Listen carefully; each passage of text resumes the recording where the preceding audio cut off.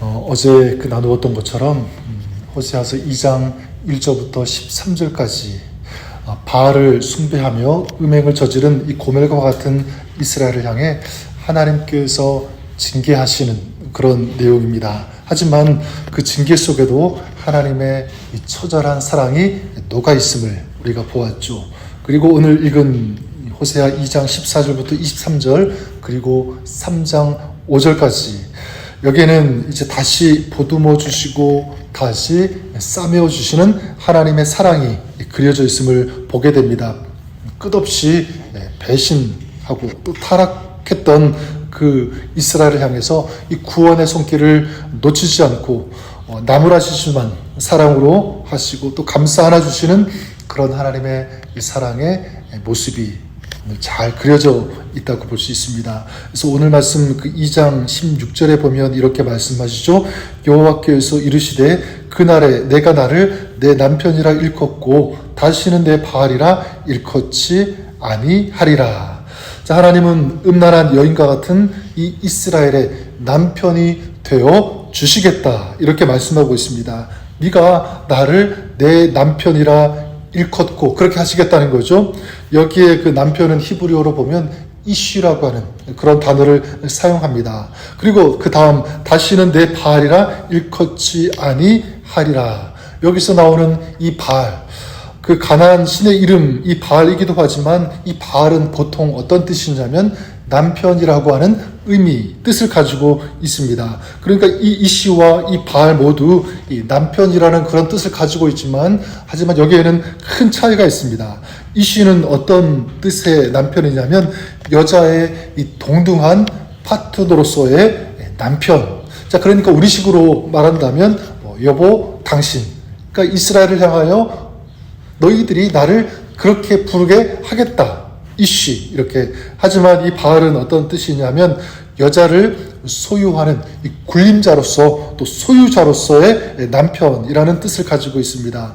그러니까 하나님은 이스라엘에게 있어서 바알이 아니라 뭐가 되어주시겠다는 거죠? 이쉬가 되어주시겠다. 즉 하나님은 이스라엘에게 군림하는 어떤 주인으로서의 모습, 어떤 그런 주종관계가 아니라 동등한 파트너로서 긴밀한 사랑을 나누는 아주 친밀한 관계, 그런 연인으로 부르겠다, 세워주시겠다.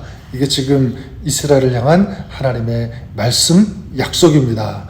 여러분, 사실 이것은 당시 이스라엘 그 사회 속에서는 도저히 상상할 수 없는 그런 이야기입니다. 가늠한 아내를 다시 아내로 맞이한다? 여러분, 이것은 도저히 있을 수 없는 그런 이야기죠. 용서하기도 힘든데 어떻게 이씨로 불러줄 수 있는가?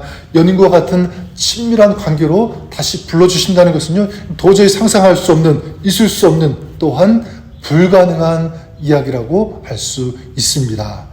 그 당시 유대인 그 남성이 랍비를 찾아와서 이렇게 얘기했다고 합니다. 제 아내가 간음을 했습니다. 이혼해야 할까요?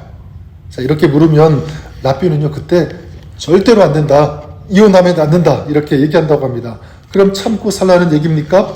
그때 이 랍비가 뭐라고 얘기하냐면, 왜 이혼을 합니까? 돌로 쳐 죽여야지.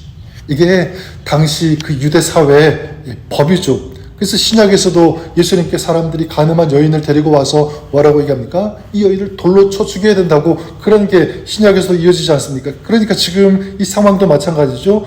지금 이 상황은 이혼이 아니라 사실 돌로 쳐 죽여야 하는 그런 사유가 되는 상황이라고 할 수 있습니다. 자, 그런데 그럼에도 불구하고 어떻게 하시는 거죠? 그런 여자에게 이씨, 정말 친밀한 남편이 되어 주시겠다.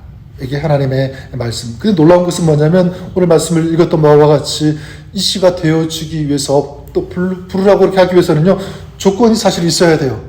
너희가 철저하게 잘못을 깨닫고 인정하면, 또 반성하면, 그리고 회개하면, 그러면 내가 받아주겠다.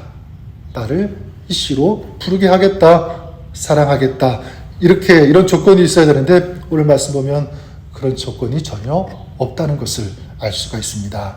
그래서 14절을 보시면 이렇게 말씀하시죠. 그러므로 보라, 내가 그를 타일러 거친 들로 데리고 가서 말로 위로하고, 뭐라고 합니까? 지금 이런 상황이면 분노해도 모자랄 판 아닙니까? 자, 그런데 거친 들로 가서 위로하겠다. 이 거친 들은 어떤 의미가 있냐면, 거친 들은요, 바로 이스라엘이 출애굽해서 들어갔던 광야를 의미합니다. 그러니까 하나님에게 있어서 지금 이 거친 들은 이스라엘에게 또 어떤 의미가 있냐면 첫사랑의 장소입니다. 하나님께서 그들을 부르셔서 인도하셨던 그 장소. 그러니까 이 거친 들로 가서 위로하겠다라는 그 의미는 무엇이냐면 이스라엘과 이 첫사랑을 다시 시작하겠다라는 그런 의미가 있는 거죠. 그리고 15절에도 보면 그가 거기서 응대하기를 어렸을 때와 애굽 땅에서 올라오던 날과 같이 하리라. 보니까 음란하고 더러운 그런 여성이 아니라 누구처럼요? 어린 아이처럼 순수하던 그때 그 모습으로 대해주겠다. 하나님께서는 이렇게 음란한 이스라엘을 향해 19절, 20절에 보면 세 번에 걸쳐 직접적으로 이런 표현을 하세요. 장가든다 이렇게 말씀하십니다. 내가 내게 장가들어 영원히 살되 공의와 정의와 은총과 긍휼이 여김으로, 또 보니까 내게 장가들며 진실함으로 내게 장가들리니 내가 여호와를 알리라. 무슨 의미입니까? 절대로 너희들을 버리지 않겠다. 포기하지 않겠다. 너희들을 끝까지 사랑한다. 이게 바로 하나님의 사랑 고백입니다.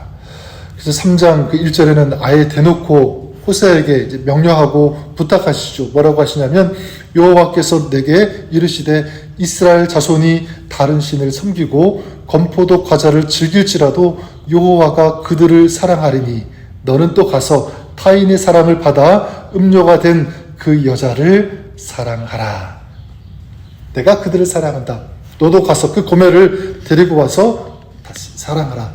이게 바로 하나님의 마음, 하나님의 사랑이라는 것입니다. 저는 오늘 말씀을 보면서 분명히 확신하고 믿는 것은, 그래요 여러분, 오늘 이스라엘을 향한 이 하나님의 이 마음과 사랑은 또한 누구를 향한 사랑인가? 오늘 저와 여러분, 우리를 향한 하나님의 사랑인 줄 믿습니다.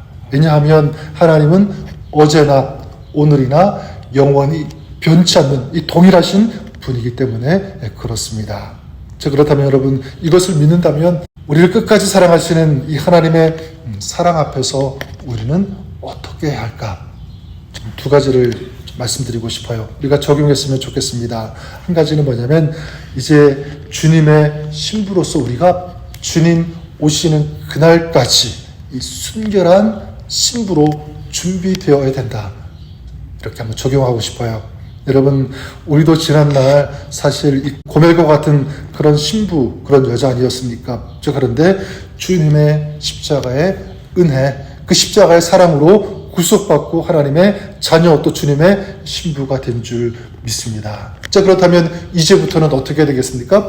주님 오시는 그날까지 정말 정결한 그런 믿음 지켜야 되고 순결한 신부로서 오늘 우리가 살아가야 되는 줄 믿습니다. 그래서 주님께서 다시 오실 때 우리를 바라볼 때, 그때는 아픔이 아니라 이제 기쁨이 되어지는 그런 신부로 주님 앞에 서야 되는 줄 믿습니다. 여러분, 꼭 한 가지 우리 기억하십시오. 우리는 주님의 신부다라는 것, 언제인지는 모르지만 신랑 되시는 그 주님을 다시 맞이할 때가 온다는 것, 이것을 기억하면서 오늘 좀 순결하고 정결한 신부로서 주님 오시는 그날을 준비하는, 신랑 되시는 주님을 기쁨으로 맞이하는 준비되어지는 삶을 오늘 살아가는 저 여러분, 우리의 삶이 그렇게 될 수 있기를 주님의 이름으로 간절히 축원합니다.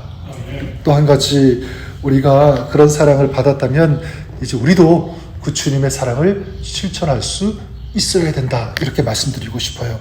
그래서 15절에 보면 거기서 비로소 그의 포도원을 그에게 주고 아골 골짜기로 소망의 문을 삼아 주리니, 이렇게 말씀하고 있죠. 하나님은 이 아골 골짜기를 무엇으로 바꾸어 주신다? 소망의 문으로 바꾸어 주신다, 이렇게 말씀하고 있습니다. 이 아골 골짜기는 어떤 뜻이 있습니까? 고통이죠. 사망, 그리고 골짜기. 이스라엘이 아이성에서 패배했을 때, 이 아간의 죄로 말미암아 패배했을 때, 이 아간을 어떻게 합니까? 아골 골짜기에 죽이고 거기에 파묻었습니다. 이것이 바로 이 아골 골짜기. 근데 여러분, 주님께서 어떻게 하십니까? 사랑하심으로, 용서하심으로 이 아골 골짜기를 소망의 문이 되게 하셨다. 이렇게 말씀하고 있습니다. 어떤 의미가 있죠? 여러분, 우리가 용서하지 않으면, 우리가 누군가를 사랑하지 않으면 그 장소, 거기는 여전히 멀어 남아 있는다는 거죠. 아골 골짜기로 남아 있는 거예요.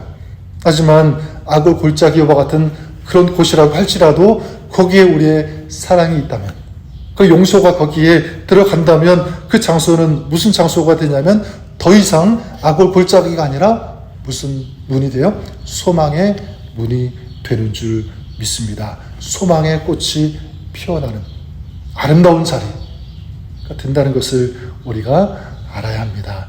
저는 오늘 저와 여러분들이 그렇게 살았으면 좋겠습니다.